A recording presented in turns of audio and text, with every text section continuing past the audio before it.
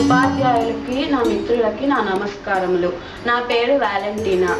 నా మిత్రులు మోహన, అంజన మరియు లక్ష్మీప్రియలతో కలిసి పేదవారి కష్టములు, దుఃఖములు మీద మేము తెలుగు ప్రాజెక్ట్ చేశాము. అది మీరు ఇప్పుడు చూడబోతున్నారు. మీ పేరేంటండి? నా పేరు లక్ష్మి. మీరు ఎన్ని సంవత్సరాలు ఇక్కడ ఉంటున్నారు? మేము 15 సంవత్సరాల పైన. మీరు ఇదే ఇంట్లో 15 సంవత్సరాల నుంచి ఉంటారు. మీకు ఎంతమంది పిల్లలు? నాకు 5 మంది అండి. మీకు ఇక్కడ ఉంటున్న సదుపాయాలు ఏమన్నా సరిగ్గా ఉంటున్నాయా? ఏముందండి, ఇలాగే బతకాలి. పిల్లల మాటలు రాదు, ఇద్దరికి చదువుతుంది.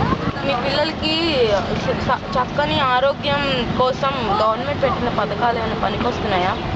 ఉండండి, మాకు పనికి రాదు. ఎవరు వచ్చి ఇవ్వట్లేదు, వచ్చి వెళ్ళిపోతున్నారు. ఇస్తున్నాం అంటున్నారు, ఇవ్వట్లేదు. ఎవరు ఇవ్వట్లేదు. ఏం చేస్తాం? ఎన్నికలు జరగడం వల్ల మీకేమైనా లాభం ఉందంటున్నారు? ఏమి లాభం ఉందమ్మా చెప్పు. ఎప్పుడైనా ఒకటే అని నమ్ముతున్నారా? ఎందుకని నమ్ముకోలేదు చెప్పు. ఆ పిల్లలకి ఏమి రావట్లా. మీరు ఏం చేస్తూ ఉంటారు? ఇదే మా బొమ్మల కంపెనీకి వెళ్ళి పని చేసుకుంటాను. 5 మీకు ఎంత వస్తుంది జీతం? కూలీ 140 ఇస్తారండి. 140 మీకు సరిపోతుంది? ఎక్కడ సరిపోద్దమ్మా, వెళ్ళిన రోజు వస్తుంది, వెళ్ళిన రోజు లేదు. మీకు ఎప్పుడు ఉంటుందా కూలీ అనేది? సంవత్సరం మొత్తాన ఉంటుందా లేకపోతే సరండి? వెళ్ళాలి, ఉండే రోజు ఉంటుంది, లేని రోజు ఉంటుంది. మరి మిగతా సమయాల్లో ఏం చేస్తారు మీరు? కూర్చొనే ఉండాల్సిందే. ఏం చేస్తామండి, ఉంటే తినాలి, లేకపోతే లేదు. అంతేగా. ఏది సరిపోయి ఎవరు ఇస్తున్నారు? సరిపోయి మేము ఇప్పిస్తున్నామండి. చెప్పండి. మా మూగ పిల్లలకి వచ్చే చాలండి. నేను అసలు మేమే ఎక్కడ తిరగలేకపోతున్నాము. పిల్లలను తిరగలేదు. మరి ఇద్దరు కళ్ళు కనిపిస్తుంది. ఆ రోజే కళ్ళు కనిపిస్తుంది.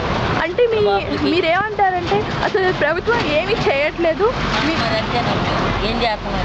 ప్రభుత్వం వల్ల మీకు ఏమీ లాభం లేదంటారు? లాభం ఏముంది? లాభం అంటే ఏం లాభం ఉంది? వస్తున్నారు. రేషన్ కార్డు ఉందా? ఉంది, రేషన్ కార్డు ఉంది. రేషన్ బియ్యం అన్నీ తెచ్చుకుంటామండి. 20 కేజీలు వస్తుంది. ఎక్కడ సరిపోతుంది? వాటి నాణ్యత ఎలా ఉంటుంది? వండితే పెద్ద పెద్ద అన్నాలు ముద్దగా ఉంటుంది. ఎలాగైనా తినాల్సిందే కమ్మా. మీరు చెప్పినందుకు ధన్యవాదాలు. మీ పేరేంటి?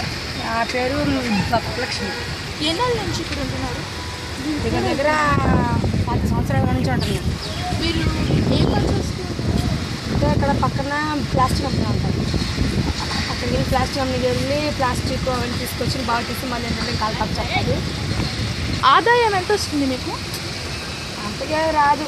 ఏదో ఎంతో బాగా కష్టపడితే అంటే 50, 100, 150. మీకు ఎన్ని మంది పిల్లలు?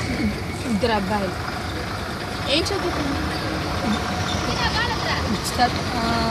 చిన్న పెద్ద చదవట్లేదు, పెద్ద పెద్ద చదువుకుంటున్నాను.